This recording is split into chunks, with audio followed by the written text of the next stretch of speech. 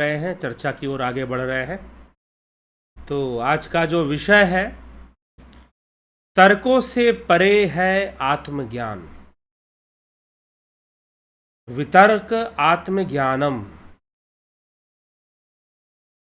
शिव सूत्र है। यह शिव सूत्र क्या कहता है?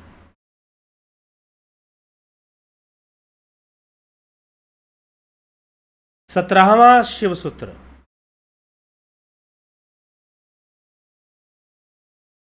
सत्रहवां शिव सूत्र क्या कह रहा है? 16वां शिव सूत्र क्या कहता है, जिस पर हमने कल चर्चा की थी? पशु शक्ति के ऊपर। पशु शक्ति के ऊपर हमने कल चर्चा की थी कि पशु शक्ति क्या है? जो बांधने वाली शक्ति है, जो पाश है, जो माया में बांधने वाली शक्ति है, जो पाश है। पाश मतलब जंजीर, पाश मतलब बंधन, बांधने वाली चीज। जो पाश की शक्ति है वही पशु शक्ति है। तो जो पशु शक्ति है वो सवितर्क है। उसमें चित्त वृत्तियां हैं, तर्क हैं, विचार हैं, भावनाएं हैं। जिसने आपको बांध के रखा हुआ है, यह पशु शक्ति है।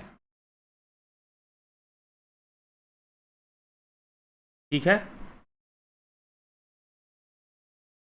तो यहां पर 17वें सूत्र में पशु शक्ति की चर्चा करने के बाद 17वें सूत्र में लिखा जा रहा है वितर्क आत्मज्ञानम। वितर्क आत्मज्ञानम। अब हम इसको आज हम समझेंगे कि वितर्क आत्मज्ञान क्या है। वितर्क आत्मज्ञान क्या है? वितर्क आत्मज्ञान कहने का मतलब कि आत्मज्ञान जो है वो तर्कों से परे है। लेकिन वितर्क क्या है और तर्क क्या है? तो वैसे किसी शब्द में वी उपसर्ग लगने से उसका विरोधात्मक भाव बनता है। जैसे कि योग और वियोग, भक्ति और विभक्ति, भाजन और विभाजन।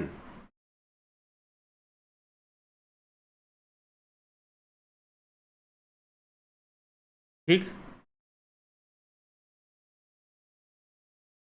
तो इस प्रकार से अर्थ निकलता है। तो वितर्क का अर्थ यहां पर तर्कों के निरोध से है कि जो आत्मज्ञान है वो तर्कों से परे है। अब तर्कों से परे होने का मतलब क्या है?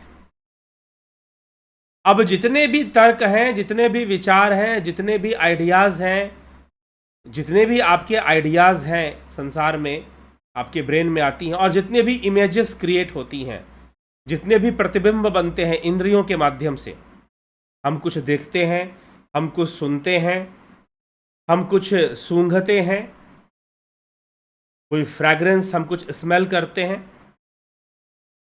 हम कुछ स्वाद लेते हैं, टेस्ट करते हैं, हम कुछ फील करते हैं अपने टच से, स्किन से, स्किन टच से हम कुछ फील करते हैं। तो ये जितनी भी चीजें हैं हमारे चित्त में एक इमेज को फॉर्म करती हैं। हमारे चित्त में एक इमेज को फॉर्म करती हैं, प्रतिबिंबित करती हैं वहां पर। ठीक है। तो प्रतिबिंबित करती हैं, तो वहां पर तर्क उत्पन्न होता है। तर्क कहां उत्पन्न होता है? चित्त में उत्पन्न होता है। इंद्रिय अनुभूतियों से और बुद्धि के मिलाप से, अहंकार, मन, बुद्धि, इन सब से मिलने के बाद तर्क उत्पन्न होता है। लेकिन इसकी निर्भरता इंद्रिय अनुभूति पर है। इसकी निर्भरता कहां पर है? तो इसकी निर्भरता इंद्रिय अनुभूति पर है, सेंसुअल परसेप्शन पर है। अब इंद्रियां जो देखती हैं, क्या वो सत्य देखती हैं? वो भी सत्य नहीं देखती हैं। इंद्रियां जो देखती हैं वो भी सत्य नहीं देखती हैं। इंद्रियां अपने अनुसार ही चीजों का अनुभव करती हैं, जैसी उनकी अनुभव करने की क्षमता है, जिस क्षेत्र में, जिस तन्मात्रा के साथ वो जुड़ी रहती हैं। रूप, रस, गंध, स्पर्श और शब्द, ये तन्मात्राएं हैं। पंच तन्मात्राओं से इंद्रियां जुड़ी रहती हैं और उन्हीं के रूप में वो सारी अनुभूतियां लेती हैं। हाँ, अगर कोई छठी इंद्री होती तो वो अलग तरीके से भी अनुभव करती, सातवीं होती तो अलग तरीके से अनुभव करती। तो इंद्रियों की अपनी एक सीमा है, लेकिन यही इंद्रियां तर्क को उत्पन्न करती हैं, तर्क को उत्पन्न करती हैं चित्त के अंदर। तो इंद्रियों की जो अनुभूतियां हैं, इंद्रियों का जो कार्य है और इंद्रियों से प्राप्त जो ज्ञान है, वो सबका सब किसके अंदर है? तो उस चेतना के कारण ही तो है, उस चेतना के कारण ही है, उस चैतन्य के कारण ही है सब कुछ। इंद्रियों का क्रियाकलाप, मन बुद्धि का क्रियाकलाप, और फिर इंद्रियों के माध्यम से प्राप्त होने वाला जो सांसारिक ज्ञान है, जो मटेरियल नॉलेज है, भौतिक ज्ञान है, जो तर्क के रूप में उत्पन्न हो रहा है। जैसे कि हमने किसी वस्तु को देखा और उस वस्तु का प्रतिबिंब हमारे चित्त में बना, तो उसके अस्तित्व के पीछे भी हमारी चेतना है, हमारी चेतना है, उसी में बन रहा है। नहीं तो बिना चेतना के कोई भी वस्तु अनुभव में नहीं आ सकती है, अनुभव में नहीं लाई जा सकती। अगर आप इस संसार का अनुभव जिस रूप में कर रहे हैं और आपको लगता है कि ये संसार ऐसा ही है जैसा मैं देख रहा हूं, तो यह चेतना के कारण है। और सच पूछो तो यह आपका सत्य है कि संसार ऐसा है, क्योंकि आपकी इंद्रियों की अपने देखने समझने की सीमा है और आप उसी सीमा के अंदर अपना जीवन व्यतीत करते हैं। आपकी सारी चॉइसेस, आपकी सारी प्रायोरिटीज, सब कुछ आपके सेंसेस पर ही डिपेंड करती है कि आपको सेंसुअल एक्सपीरियंस कैसा हुआ है। और sensual experience, sensual perception depend करता है आपकी सेंसेस की कैपेसिटी क्या है, आपकी इंद्रियां क्या देख सकती हैं, कितना देख सकती हैं, कितना अनुभव कर सकती हैं, उस पर आपका सेंसुअल परसेप्शन डिपेंड करता है। तो जो भी परसेप्शन आपको हो रहा है, जो भी अनुभूति आपको हो रही है, वह सब चेतना के साम्राज्य में हो रही है, चेतना से परे कुछ भी नहीं हो रहा। इसलिए चेतना सर्वव्यापी कहा गया है, जो कुछ है वो चेतना का ही है।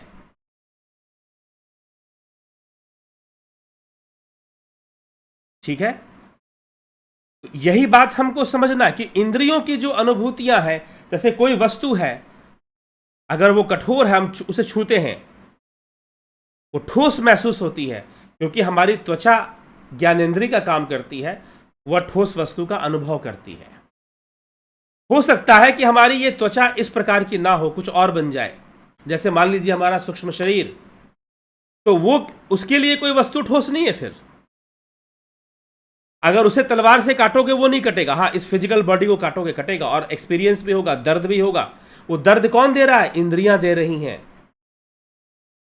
वह दर्द कौन दे रहा है? सेंसेस ही तो आपको पेन दे रहे हैं। आप जितने भी पेन और गेन ले रहे हो, थ्रू सेंसेस ले रहे हो। Therefore this world is sensual world। लेकिन हमारी एक सूक्ष्म अवस्था भी है, जिसको तलवार नहीं काट सकता, जिसको पानी नहीं भिगा सकता, अग्नि जला नहीं सकता। इस शरीर को जला देगा लेकिन उसको नहीं जला सकता। वो भी हमारी अवस्था है। वो सत्य है? सत्य तो वो भी नहीं है, वो भी चेतना के साम्राज्य में ही हो रहा है। तो चेतना के साम्राज्य में जितनी भी प्रतिबिंबित चीजें हैं, जितने भी प्रतिबिंबित चीजें हैं, जितने भी रिफ्लेक्टिंग चीजें हैं, जो थ्रू सेंसेस आ रही हैं, या फिर अपने आप चित्त जो है उनको रिफ्लेक्ट कर रहा है ड्रीम्स में, स्वप्न के अंदर रिफ्लेक्ट कर रहा है, जो है वो सब की सब आत्मा नहीं है, वो स्वयं कॉन्शियसनेस नहीं है, वो सब तर्क है। क्या है? तर्क है। तर्क मतलब वृत्ति है। यहां पर आप तर्क का अर्थ अगर पतंजलि योग सूत्र में, जैसे कि चित्त वृत्ति निरोध की बात की गई है, वृत्ति निरोध की बात कही गई है, अभ्यास वैराग्याभ्याम तन्निरोध, अभ्यास वैराग्य के द्वारा निरोध होता है वृत्तियों का, तो निरोध की बात कही गई है। तो यहां पर तर्क का अर्थ समझिए वृत्ति। साधारण अगर आप पतंजलि योग सूत्र ज्यादा लोग पढ़ते हैं और ज्यादा उसके बारे में जानते हैं, तो यहां पर शिव सूत्र पढ़ने वाले, अध्ययन करने वाले कम लोग, संख्या कम लोगों की है।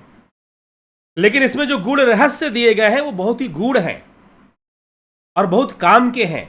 और कुछ विशेषता शिव सूत्रों की ऐसी है जो मात्र शिव सूत्र में ही मिलती है, दूसरे ग्रंथों में वैसी विशेषता मुश्किल से मिल पाती है। जैसे भोगी को वीर कहना, भोक्ता वीरेशः, ठीक। ऐसी कई बातें हैं जो बहुत प्रैक्टिकल हैं, बहुत व्यवहारिकता के स्तर पर हमें वो बातें सही नजर आएंगी कि हाँ बिल्कुल ये बातें सही चल रही हैं। तो यहां पर वितर्क आत्मज्ञानम, जो आत्मज्ञान है, जो शिवो अहम का ज्ञान है, जो भैरवो अहम का ज्ञान है, वो आत्मज्ञान कब होता है? जब आप प्रतिबिंब को नहीं देखते, जब आप वृत्तियों में नहीं फंसते और अपनी चेतना में ही रहते हैं, अपने शुद्ध चेतना में रहते हैं। शुद्धावस्था में जब आप तर्कों का निरोध कर देंगे, जब आप चित्त वृत्ति का निरोध कर देंगे, तो आपकी चेतना शुद्धावस्था में, शुद्ध चेतना में आप अपनी ही अवस्थाओं के साक्षी बन जाएंगे।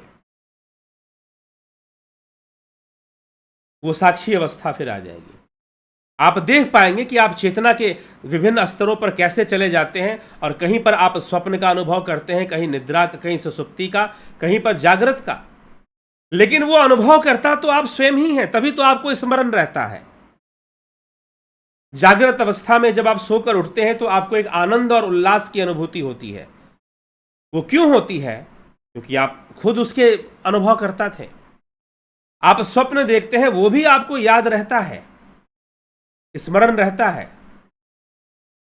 अब इसे स्वप्न क्यों कहते हैं? क्योंकि सारे प्रतिबिंब अपने आप में ही बनते हैं, बाहर से हम इनपुट नहीं लेते, क्योंकि इंद्रियां सो जाती हैं।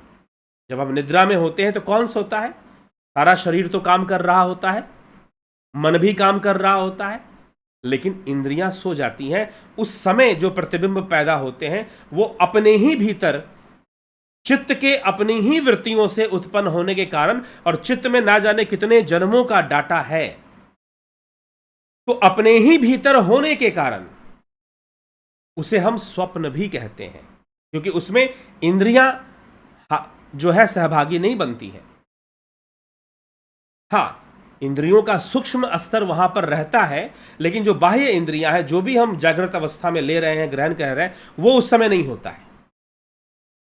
इनपुट उस समय बंद हो जाता है। तो उस समय अपने आप में जो चित्त के पास जो चीजें हैं वो क्रियाशीलता में बनी रहती हैं, और वो हमें स्वप्न में दिखनी शुरू हो जाती है कई तरीके से। वो एक अलग विषय पे हम चले जाएंगे अगर उसकी पूरी व्याख्या करेंगे तो ये संपूर्ण जो क्रियाकलाप है ये तर्कपूर्ण है, इसमें तर्क है, इसमें वृत्ति है। लेकिन जो आत्मज्ञान है वह वितर्क है। या तो जो भावना आत्मज्ञान की आती है वही सबसे बड़ा तर्क है, विशेष तर्क है, इसलिए भी वितर्क कहते हैं।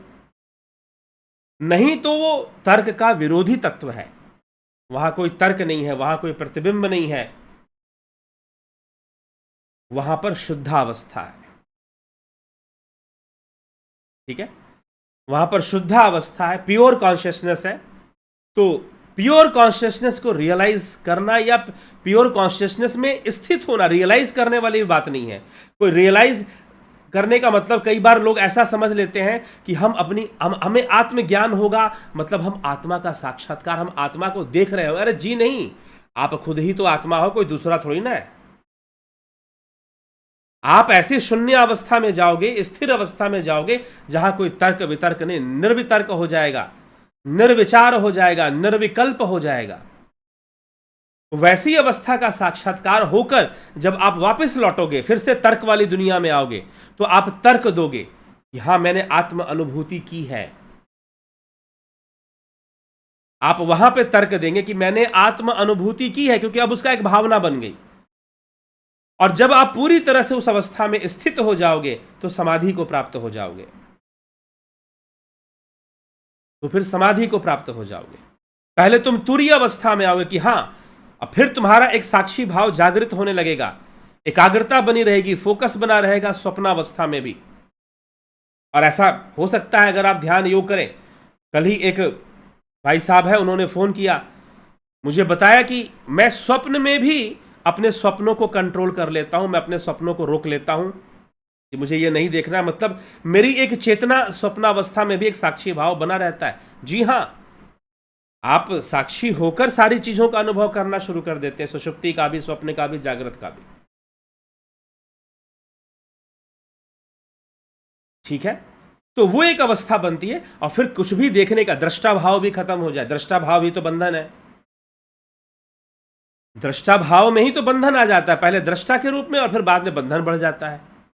तो वो भी खत्म, जब योगी उस भावना को भी, अपने तुरिया को भी, तुरियातीत में चला जाता है, उसको भी जब वो खत्म करने लग जाता है तो समाधि की प्राप्ति उसे होने लग जाती है। तब वो अपने शुद्ध चेतना में ही रहता है, उसी में ही लीन रहता है। और उसी में लीन क्या रहना, वो कोई पराई वस्तु नहीं है, उसी में रहता है। जैसे कि मैं बिल्कुल शांत हो गया, मुझे कुछ नहीं करना, ना इंद्रियों से कुछ ग्रहण करना है, ना कोई विचार लेना है, ऐसी अवस्था में वो रहना लंबे समय तक शुरू कर देता है, अभ्यास करते करते, आगे बढ़ते बढ़ते। ठीक है, तो ये चीज फिर बननी शुरू होती है। तो अभ्यास वैराग्याभ्याम तन्निरोधा, अभ्यास वैराग्य का महत्व है, सिर्फ तर्कों का महत्व नहीं है कि इधर की बात हम उधर कर लेंगे, उधर की बात हम बुद्धि से उधर कर लेंगे। ठीक है, तो एक ही साक्षी होता है, एक ही अनुभव करता है, जो कि जागृत में भी है, स्वप्न में भी है, सुषुप्ति में भी है, और वही तुरिया में हो जाता है। तो आत्मज्ञान की अवस्था बनती है। तो आत्मज्ञान को वितर्क कहा, तर्कों से परे, जो तर्क का विरोध, इसी को विज्ञान बोलते हैं। विज्ञान की चर्चा भी शिव सूत्र में हुई है, श्रीमद् भगवद गीता में भी होती है। विज्ञान, ज्ञान ही तो बंधन है। शिव सूत्र का प्रारंभ ही इसी बात से होता है कि ज्ञान ही बंधन है। कौन सा ज्ञान? इंद्रियों से प्राप्त ज्ञान, सेंसुअल वर्ल्ड का जो परसेप्शन है, वो हमारे साधना और हमारे समाधि की अवस्था के लिए, आत्मज्ञान के लिए बंधन का काम करती है। जो सेंसुअल वर्ल्ड का जो परसेप्शन है, उसके लिए कहा जा रहा है। तो ज्ञान ही बंधन है। तो हमें इस बात को समझना है और अपने ध्यान योग को इस तरह से आगे बढ़ाना है। तो शिव सूत्र का यह जो सूत्र है, वितर्क आत्मज्ञानम, ये बहुत विशेष सूत्र है और बहुत बड़े रहस्य को प्रकट कर रहा है कि सभी तर्कों से, जो हमारे मन में, चित्त में जितने भी प्रतिबिंबित तर्क पैदा होते हैं, उन सबसे परे जो शुद्ध चेतना है, वो आत्मज्ञान है। और वहां पर कोई तर्क नहीं रहता। जब कोई तर्क नहीं रहता तो कोई इंद्रिय अनुभूति भी नहीं रहती। वहां पर परम शून्य का अनुभव होता है, परमानंद का अनुभव होता है। इसी के लिए कहते हैं कि स्वामी विवेकानंद को एक बार ऐसी समाधि लगनी शुरू हुई, रामकृष्ण परमहंस ने उनको अपने पैर के अंगूठे से स्पर्श करके उनको उस अवस्था में ले गए। तो जब उस अवस्था में ले गए तो फिर उनको शून्य में वो लीन होने लगे। जब वापस आए तो उन्होंने गुरुदेव के चरण पकड़ के कहा कि मुझे उसी अवस्था में जाने दीजिए, मैं उधर ही रहना चाहता हूं। वो उस अवस्था का स्वाद मिल जाए तो ऐसा ही लगेगा कि काश हमेशा ही बना रहे, हमेशा ही हो जाए ऐसा। हाँ ठीक है, लेकिन फिर भी कई बार योगी के कर्म होते हैं जिसको उसे निभाने पड़ते हैं, उनका बंधन भी होता है। तो चलता रहता है संघर्ष, साधना चलती है, प्रयास चलता है। योगी का यही जीवन है। और निष्कामता भी आ जाती है, फिर वो समझ जाता है कि सब कुछ प्रारब्ध है और फिर उसको कोई फर्क भी नहीं पड़ता। योग रतो वा भोग रतो वा संग रतो वा संग विहीना, कोई फर्क नहीं पड़ता। संग में है, असंग में है, योग में है, भोग में है, सब बराबर है उसके लिए। Everything is equal. ऐसे इक्विलिब्रियम के स्टेट में वो चला जाता है, समभाव में चला जाता है। सुख दुखे समय कृत्वा लाभा लाभो जया जो, सम्यक अवस्था में चला जाता है, कुछ इस तरह से। तो वो निष्काम कर्म योगी हो जाते हैं। निष्काम रूप से वो सारे कर्म करते हैं, गृहस्थ में रहे चाहे जैसे रहे, ऐसा नहीं कि कोई बुद्ध की तरह कोई लिबास पहनेगा तभी जाकर सम्यक योगी कहलाएगा, जी नहीं। यहाँ पर समस्या यही है कि भाई दिखने का प्रचलन बहुत ज़्यादा है कि हम दिखें कि हम योगी हैं, साधु हैं। तो जो वास्तविक योग है, वास्तविक साधनाएं हैं, शायद मुझे लगता है कि उस चक्कर में बहुत कठिन हो जाएगा, औपचारिकताएं बहुत बढ़ जाती हैं।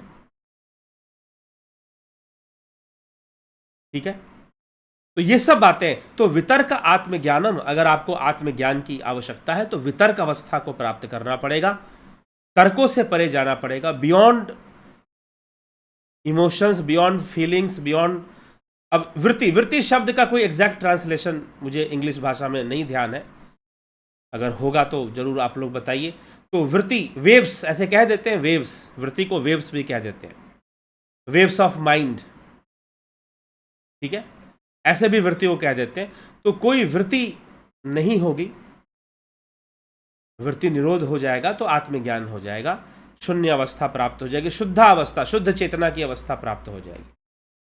अब है वही, लेकिन हम उस अवस्था में नहीं है। तो वास्तव में आत्मज्ञान का मतलब ये नहीं कि आपको किसी चीज का ज्ञान हो रहा है, कोई दूसरी चीज नहीं है, आप एक अवस्था में जा रहे हैं। आत्मज्ञान होना मतलब आप एक ऐसी अवस्था में जा रहे हैं, जैसे कि हम स्वप्न में चले जाते हैं, सो जाते हैं तो हम एक अवस्था में चले जाते हैं।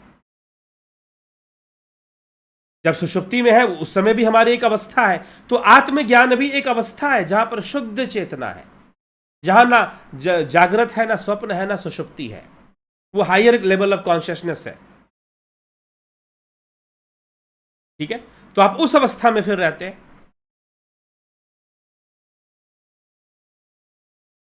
ठीक है, तो आप एक ही तत्व है जो सबका साक्षी है, लेकिन इसीलिए जब आप उस अवस्था से भी वापस आते हैं तो आप कहते हैं कि मुझे आत्म अनुभूति हुई है, मैंने शुद्धावस्था का अनुभव किया है, यही आत्मज्ञान है।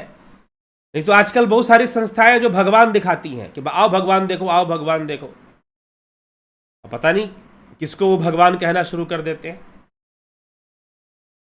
ठीक है, वास्तव में वो जो शुद्धावस्था है वही है, वही ईश्वर, वही भगवान, वही ब्रह्म, असल में वही सब कुछ है, उसी में सब सारी घटनाएं उसी शुद्धावस्था में ही तो घट रही हैं, उसी में हो रही हैं सारी चीजें।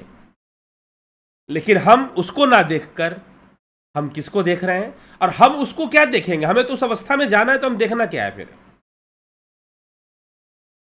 हमें बस चित्त वृत्ति निरोध करना है, इंद्रिय निरोध करना है, निरोधात्मक प्रक्रिया से हमें जुड़ना है।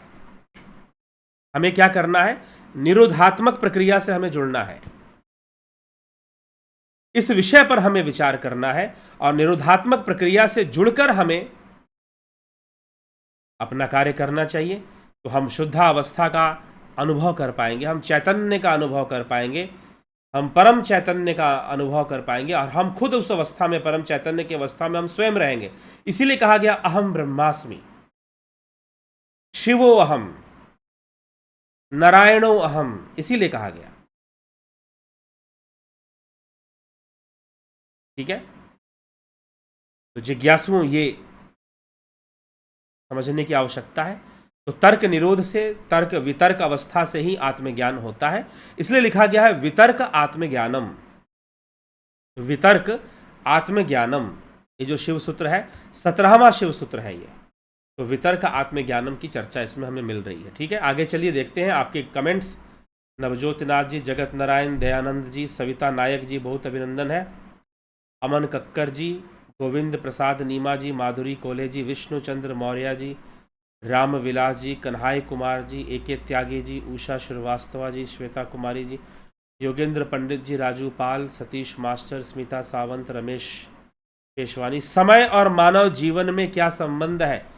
अरे भैया, समय और मानव जीवन में क्या संबंध है? मनुष्य काल के वशीभूत है। समय क्या है? काल है।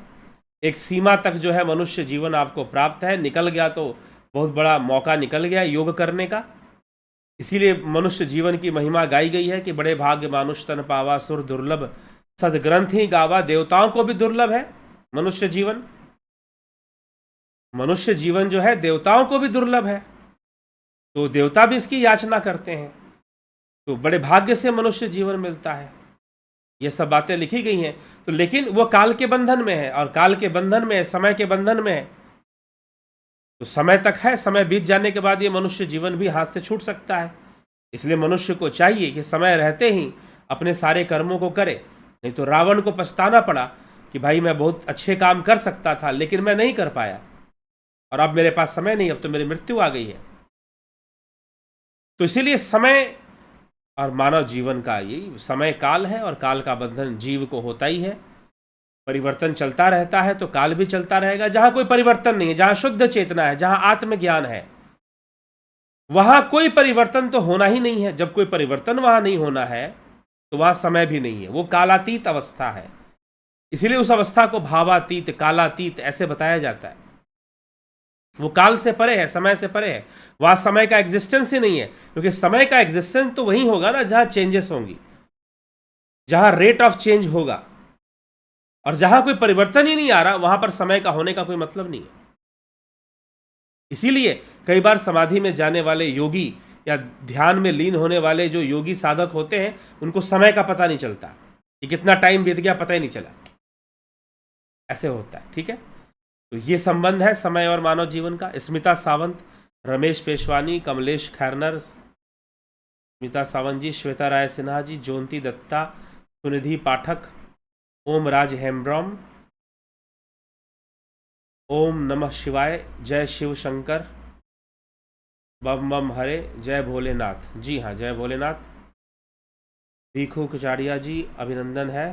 कुछाड़िया मोहन रावत, हर हर महादेव। वीरेंद्र मिश्रा, योग टेक, एसपी सैनी जी, कालिंद्र सेठ जी, किरण शर्मा, चंद्रेश्वर पांडे जी, बहुत बहुत अभिनंदन आप सभी का, जिज्ञासुओं। तो बहुत बहुत आभार आप सभी का, आप जुड़े रहें। दिव्य सृजन चैनल है, बहुत समय से हम लोग आपस में एक दूसरे से जुड़े हैं, चर्चाएं करते जा रहे हैं। कई चर्चाएं हो चुकी, श्रीमद् भगवद गीता और जो है योग सूत्र और कई विषयों पर, शिव सूत्र पे चर्चा चल रही है। ये भी लंबी चर्चा चलने वाली है। अभी शिव सूत्र चलेगा, स्पंद कारिका चलेगा, प्रतिभिज्ञा हृदयम चलेगा। तो प्रतिभिज्ञा हृदयम तो बाद में भी कर लेंगे, लेकिन शिव सूत्र और स्पंद कारिका तो अभी साथ में चलेगा। तो थोड़ी लंबी चर्चा तो है ये। अभी तो हम शिव सूत्र के शांभव उपाय पे ही चल रहे हैं। शांभव उपाय के बाद शाक्त उपाय और आणु उपाय पे चर्चा होगी, तो वो भी चर्चाएं हम करेंगे। और कई लोग बहुत लंबे समय से बने हुए हैं इस चैनल के साथ, लगभग नहीं भी तो 4 साल से यह चैनल, 4 साल से नहीं 2 साल से ही ज़्यादा एक्टिव है। सच्चाई बताएं आपको, 2020 से यह चैनल ज़्यादा एक्टिव है, ठीक है। लगभग डेली वीडियो आना, कभी गैप ना होना, इस तरह की चीज़ें चैनल पर चल रही हैं। उसके पहले कभी 6 महीने, कभी 2 महीने या महीने में 1 बार या 2-3 बार कुछ वीडियोस डाल दी जाती थी। हमेशा चीज़ें नहीं आती थी वीडियो वगैरह, ठीक है।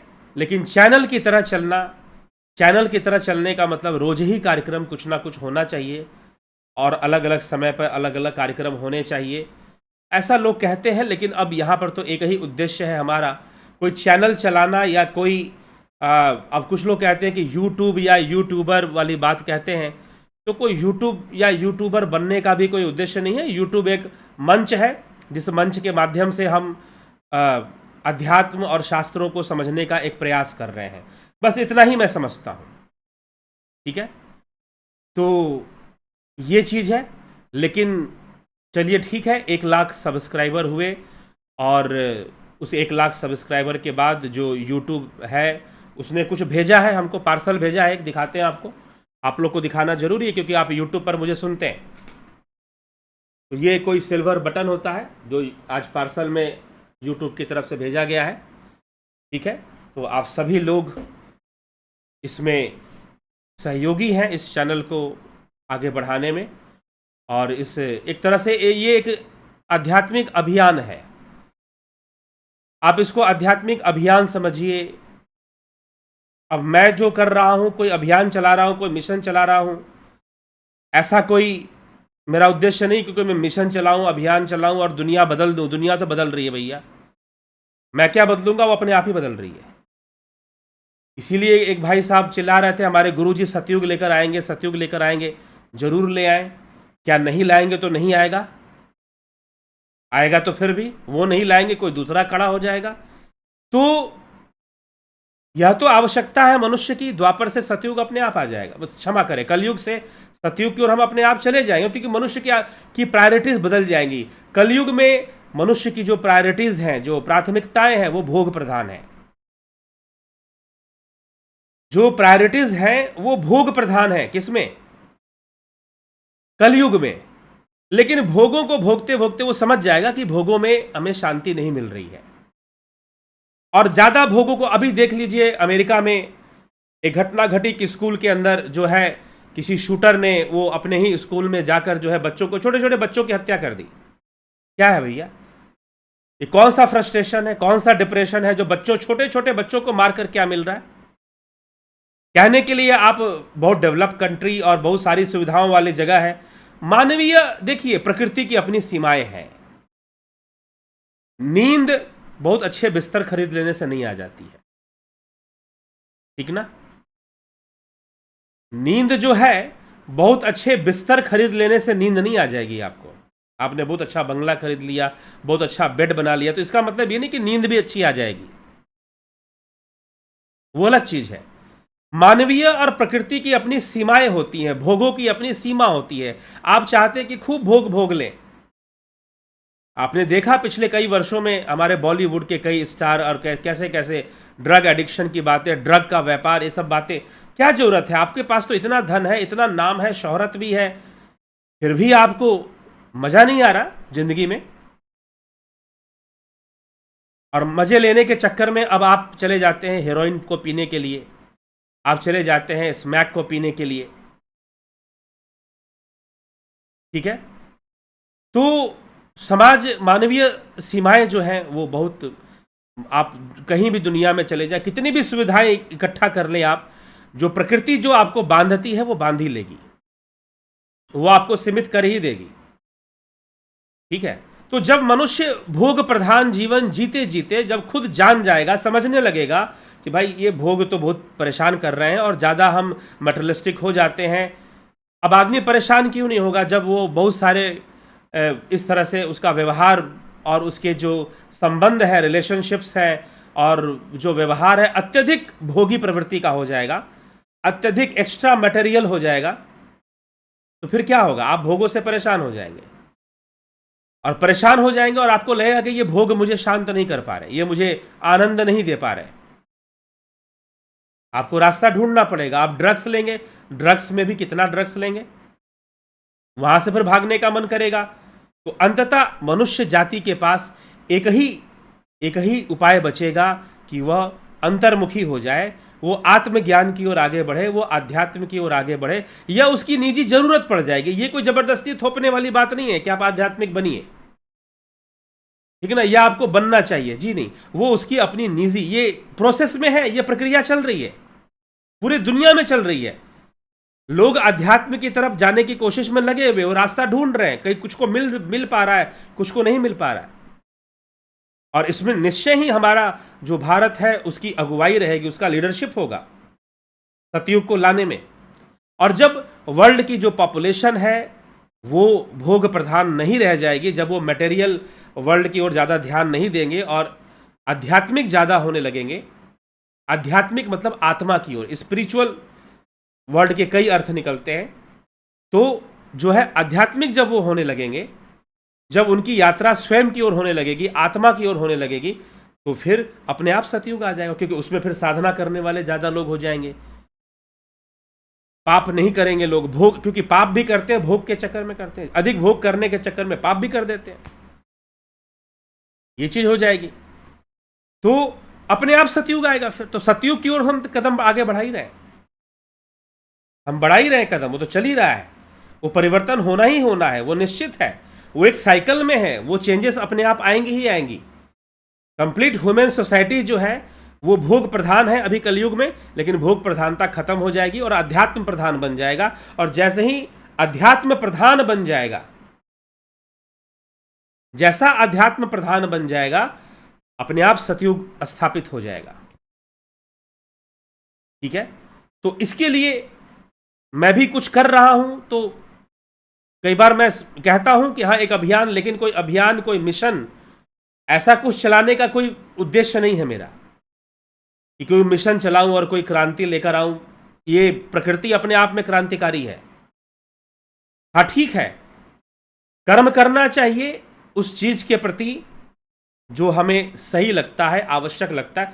इसीलिए कई बार मैं कुछ ऐसी बातें करता हूं, कई बार मैं ये भी कहता हूं कि भाई मैं कोई गुरु वुरु नहीं हूं, ना मुझे गुरु जी कहा करें। मैं ऐसा भी बोलता हूं आपको यूट्यूब पर, क्योंकि आजकल आज के समय में जो गुरुओं का जो माहौल बना हुआ है उससे मैं बोलता हूं, और कई चीजें सामने आती रहती हैं, कई चीजें इस प्रकार से सामने आती रहती हैं। ठीक है, जहां पर इस तरह का चीजें दिखाई देती हैं, तो यह भी चीजें हैं थोड़ी सी, तो लोगों को सही समझ पैदा हो जीवन के विषय में, शास्त्रों के विषय में, और जो सूत्र दिए गए हैं। अब बहुत लोग बोलते हैं, कई सूत्रों को वो नहीं लेते हैं कि भाई इसको एक्सप्लेन करने की क्या जरूरत है, लेकिन वो जीवन संबंधी सूत्र होते। उपनिषदों में ऐसे कई श्लोक हैं जिनको कि काम सूत्र से जोड़कर देखा जाता है, या फिर उन्हें काम सूत्र में लिखा भी हुआ है उन श्लोकों को, लेकिन वो भी जीवन का एक पक्ष है। तो बेहतरीन जीवन हम जिए, एक संयम वाला जीवन जिए, हम भोग्य ना बने। हम भोग्य बन चुके हैं, भोग्य पदार्थ बन चुके हैं। हम भोजन को नहीं करते, भोजन खाना हमें खा जाता है। हम खाना नहीं खाते, हम भोगों को नहीं भोगते, भोग हमें भोग जाते हैं। इस अवस्था से हमें मुक्ति मिले और हम एक सच्चे भोगी बन पाए, और हम सही तरीके से हम अपना जीवन क्योंकि अगर जीवन ही अच्छे से नहीं जी पाए तो मोक्ष कहाँ से मिलेगा। पहले तो अच्छे से जीवन ही जी पाओ। तो यह मुख्य बात है। तो इस तरह की ऐसी बातों को लेकर, इसलिए जीवन के हर पहलू को इस चैनल में लेने का प्रयास किया जाता है। हर पहलू को, कोई भी बात हो, किसी बात को ना कहने की जरूरत नहीं है। आप ये मत कहिए कि ये बात बेकार की बात है या वो बात नहीं। अगर वो जीवन से संबंधित है तो वो है, चाहे वो नकारात्मक रूप में हमारे सामने हो, वो है। ठीक है, तो इसीलिए उस सारी बातों को लेते हुए, समझते हुए, जीवन को कितना आसान हम बना सकते हैं, लाइफ को कितनी अच्छा हम बना सकते हैं अपने जीवन को, और इस दुनिया को हम कितना अच्छा बना सकते हैं, उस प्रयास में ही ये सारी चर्चाएं होती हैं और ये कार्यक्रम किया जाता है। कोई वीडियो क्रिएट करना या फिर वीडियो क्रिएटर या यूट्यूबर, ऐसे लोग कुछ लोग कहते हैं, उस तरह का बनना कोई उद्देश्य नहीं है। इसीलिए आप लोगों से जुड़ते भी हैं, आप लोगों से बातें भी करते हैं, आप लोगों से जा जाकर मिलते भी हैं। कई लोग हैं जो मुझसे मिल चुके हैं, आप लोगों में से कुछ मेरे पास आकर मिल चुके हैं, कुछ मैं आपके पास जाकर मिल चुका हूँ, आप लोगों के पास जाकर मैं मिल चुका हूँ। तो ऐसे कई लोग हैं, अभी भी मुझे कमेंट में ऐसे बहुत सारे नाम दिखाई दे रहे हैं जो मुझसे मिल चुके हैं। तो इसीलिए मिलते भी हैं फिर, क्योंकि कोई वीडियो बनाना तो उद्देश्य नहीं है। मिलना जुलना, आध्यात्मिक चर्चा करना और जीवन को बेहतर बनाना, इसकी का प्रयास करना, खुद के लिए भी दूसरों के लिए भी प्रयासरत। मैं अगर प्रयासरत हूँ, आप लोग को भी प्रयासरत रहना चाहिए। तो ये सारी चीज़ें हैं जो बातें समझ में आती हैं उसको लेकर। तो ठीक है, आदमी अपने काम धंधे में व्यस्त रहता है, बहुत सारा लंबा समय अपनी नौकरी करने में, कोई आर्मी में जॉब कर रहा है, कोई गवर्नमेंट जॉब कर रहा है, कोई प्राइवेट जॉब कर रहा है, और वो शिक्षा जो प्राइमरी एजुकेशन है हमारा, उसमें कहीं अध्यात्म नहीं होता, उसमें कहीं शास्त्रों की बातें नहीं होती हैं। यही तो कारण है कि ट्वेल्थ में फेल होने वाले लड़के या फिर लड़कियां आत्महत्याएं करती हैं। उनको कोई लाइफ गाइडेंस नहीं होती। उनको बस इतना सिखाया जाता है, बेटा जल्दी से तुम IIT कर लो, मेडिकल कर लो और खूब पैसा कमा के लाओ, लाखों रुपया कमा के लाओ, तुम्हारी नौकरी अमेरिका में लग जाए और डॉलर्स में कमा के लाओ। लेकिन जीवन कैसे जीना है, संबंध कैसे बनाने हैं, लाइफ में डिफरेंट स्टेजेस पर कैसे डिसीजन लेना है, ये कोई नहीं सिखाता। इसका कोई टीचिंग हमारे एजुकेशन सिस्टम में नहीं है। ठीक है, तो YouTube एक मंच है जिसके माध्यम से ये करने की कोशिश की जा रही है, बस इतना ही है। तो ठीक है, तो ये सिल्वर बटन का ऐसे एक आज पार्सल आया था, तो मैंने सोचा कि आप लोग YouTube के माध्यम से मुझसे जुड़े हुए, हाँ ऐसे भी कई लोग हैं जो YouTube के माध्यम से नहीं भी पहले से मुझे परिचित है, वो YouTube पर भी मुझे देखते हैं, और ऐसे भी लोग हैं जो YouTube से जुड़े और फिर मुझसे व्यक्तिगत रूप से भी बहुत अच्छे से जुड़ गए। ठीक है, कई लोग हैं ऐसे। तो जो है, तो सभी का इसमें एक सहयोग है, और यह एक मिशन है, और एक अभियान भी अपने आप अभियान का रूप धारण कर चुका है। तो हम बस चलते रहें, अपने कर्म करते रहें, इस सारी बातों को समझते हुए। और मैं जितना जानता हूँ, मैं सब कुछ जानता हूँ, ऐसा भी नहीं है। यह अध्यात्म तो बहुत बड़ा सागर है, और उसकी एक बूंद मात्र है जो भी हम यहाँ पे चर्चा कर रहे हैं। तो लेकिन वो बूंद भी बड़ी महंगी है, वो भी आसानी से नहीं मिलती है। तो ये चीज़ है, लेकिन है वो बूंद मात्र ही। हम कोशिश करें अपने जीवन को सुधारें और दूसरों के जीवन को सुधारने में कितना हम खुद खड़े हो सकते हैं उसका हम प्रयास करें। ठीक है, तो मिलजुल कर मित्रतापूर्वक व्यवहार के साथ, कोई ऐसा नहीं कि मैं बहुत बड़ा गुरु हो गया और आप कोई शिष्य हो गए, तो ऐसी कोई बात नहीं है। हाँ, एक अपना भाईचारे के साथ जो है हमें चलना चाहिए। आपको अगर कुछ समझ में आ जाता है तो आप दूसरों को समझा दिया करो। कई बार लोग यहाँ पे प्रश्न करते हैं, उनसे मुझे कई बातें समझ में आ जाती हैं। ठीक है, तो यह भी इस प्रकार से चीज़ें आगे बढ़ती रहती हैं, चलती रहती हैं, और इसी तरह से चलना है। जीवन को सरल बनाना है और दूसरों के लिए भी जीवन को सरल बनाना है। बहुत ज़रूरत है इस चीज़ की, युवाओं को बहुत ज़रूरत है। बहुत सारी घटनाएं घट रही हैं, बहुत सारे सुसाइड हो रहे हैं, आत्महत्याएं हो रही हैं, कोई खुद मर जा रहा है, कोई दूसरों को मार दे रहा है। अभी पीछे अमेरिका से जो घटना आई कि स्कूल के अंदर मार दिया गया है बच्चों को, इस तरह से छोटे छोटे बच्चों पर गोलियां बरसाने का क्या मतलब है? ठीक है, तो मानसिक विकृति है और सरकार की कमजोरी है कि भाई ऐसे बंदूकों को कैसे वो लीगल कर देते हैं जिससे लोग मर सकते हैं। तो ये सब भी चीज़ें हैं। तो इसलिए मनुष्य को आवश्यकता है कि वो स्वयं को जाने, अपने आप को। वो दुनिया एक्सप्लोर करने में लगा हुआ है। इस कंट्री में कुछ लोग टूरिस्ट बन के घूमते रहते हैं, चारों तरफ एक्सप्लोर करते हैं, बोलते हैं हम एक्सप्लोर कर रहे हैं। मुझे भी अच्छा लगता है कभी कभी एक्सप्लोर करना, लेकिन फिर भी बेवजह कहीं जाना तो नहीं अच्छा लगता। तो अपने आप को कब एक्सप्लोर करेंगे? हम स्वयं को एक्सप्लोर कब करेंगे? सेल्फ एक्सप्लोरेशन कब होगा, वो जरूरी है। तो यहां पर इस चैनल के माध्यम से सेल्फ एक्सप्लोरेशन पर ही फोकस किया जाता है। और जो हमारे शास्त्र हैं, मात्र पूरी दुनिया भर में रिलीजन के नाम पर जो किताबें हैं, वो आपको गॉड फियरिंग बना रही होंगी आपको। नहीं, वो एक है और उसकी बात को मानना है, जो लिख दिया गया उसका ऑर्डर है उसको मानो। सेल्फ एक्सप्लोरेशन की बातें नहीं है। आप जाके पढ़ लीजिए। जो दूसरे, जिनको हम धर्म की किताबें जो बोलते हैं, जिनको हम होली बुक्स बोलते हैं, सेल्फ एक्सप्लोरेशन की बात वो नहीं करते हैं। लेकिन हमारे शास्त्र हैं, विवेक चूड़ामणि है, पतंजलि योग सूत्र है, शिव सूत्र है। सेल्फ एक्सप्लोरेशन, अपने आप को ढूंढिए ना, अपने आप को एक्सप्लोर कीजिए। आपके भीतर क्या क्या चीजें हैं, आपका सिस्टम कैसे चल रहा है। फिजिकल वाला तो आप डॉक्टरी पढ़कर थोड़ा सा जान लेंगे। नेचुरोपैथी के कोर्स में भी हम लोग जो है डाइजेस्टिव सिस्टम, सर्कुलेटरी सिस्टम, ये सब बताया जाता है। लेकिन आपका माइंड जो सारा डिसीजन मेकिंग करता है, वो कैसे काम करता है? कोई विचार आपके ऊपर कैसे डोमिनेंट हो जाता है, कैसे आप किसी आवेश में, क्रोध में आ जाते हैं, कभी लोभ में आ जाते हैं, कभी काम में आ जाते हैं, कैसे होता है सारी चीजें। ये सिस्टम हमें कहां तक समझ में आता है? सेल्फ एक्सप्लोरेशन करना पड़ेगा। तो हमारे जो शास्त्र हैं वो सेल्फ एक्सप्लोरेशन की ओर हमें ध्यान देने के लिए कहते हैं, और उसी पे हम चर्चा करते हैं। शिव सूत्र, आज क्या चर्चा हुई? वितर्क आत्मज्ञानम, वही चर्चा हुई। तो जीवन को बेहतर बनाने का भरसक प्रयास इस चैनल के माध्यम से हो रहा है, किया जा रहा है।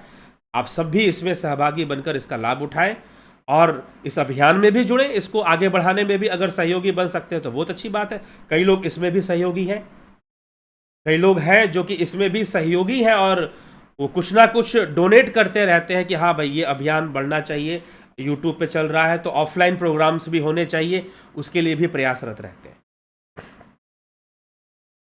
ठीक है, तो ये सब हमें, तो पूरा फोकस यहां पर सेल्फ एक्सप्लोरेशन पे है। कोई गॉड दिखाई देगा, आओ भगवान को देख लो, भगवान दिखा देते हैं, पाखंडी वाली बातें और इस तरह की जो बातें हैं वो यहां पर नहीं है। हाँ, आत्मा को जानो, स्वयं को जानो, आत्मज्ञान की ओर चलो, चेतना की ओर आगे बढ़ो, अपनी चेतना को जागृत करो, कॉन्शियस हो जाओ, पहले से अधिक कॉन्शियस होने की आवश्यकता है। तो ये सब चीज़ें हम यहाँ पर ज़्यादा इस बात को यहाँ पर बताया जाता है, इन्हीं सब चीज़ों पर फोकस किया जाता है। तो हमें इन्हीं सब चीज़ों पर फोकस करके हमें चलना चाहिए और समझ के चलना चाहिए, यही उद्देश्य है। और इसी अभियान में ये सिल्वर बटन तक पहुँचे हैं। निश्चय ही आप लोगों का सहयोग रहा तो गोल्डन बटन और पता नहीं क्या क्या प्लेटिनम डायमंड होता होगा, इतना मुझे पता नहीं, सुना है, सुनी बातें हैं, इसका ये भी सुनी ही बातें थी। तो चलिए ठीक है, विराम देंगे और कल जो है फिर हम लोग मिलते हैं 9 बजे शिव सूत्र की चर्चा को आगे बढ़ाते हुए। तो बहुत बहुत आभार आप सभी का।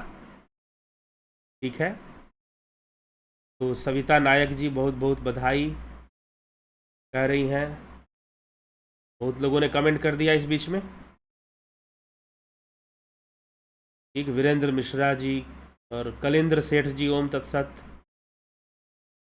किरण शर्मा जी, चंद्रेश्वर पांडे जी, जय श्री राम, अशोक रावल जी, वीरेंद्र मिश्रा जी, माँ राजेश्वरी जी, सविता नायक जी बहुत बहुत बधाई है। रमेश पेशवानी कॉन्ग्रेचुलेशंस।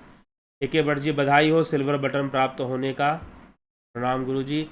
गोविंद प्रसाद नीमा बहुत बहुत बधाई गुरुदेव। पंकज सोनी जी ओम। SP सनी जी, पूरे यूट्यूब पर दिव्य सर्जना जैसा चैनल नहीं है, बहुत अच्छी व्याख्या होती है, कॉन्ग्रेचुलेशंस। आपको भी बहुत बहुत बधाइयाँ आप सभी को। पवन कुमार गुप्ता जी, जय हिंदू राष्ट्र, जय हिंदू राष्ट्र जी पवन जी। और उत्कर्ष तिवारी जी, सरिता रंगरे जी, बिस्लाल बहादुर सिंह जी, अमन कक्कर जी, अरविंद बेरा, मनीष पटेल, संदीप मिश्रा, सबका जय श्री राम, जय श्री कृष्ण, ओम तत्सत। ठीक है, भारत माता की जय, सनातन धर्म की जय। तो चलिए इसी के साथ हम विराम देते हैं आज के इस व्याख्यान को। कल मिलते हैं 9 बजे लाइव चर्चा में। बहुत बहुत आभार आप सभी का।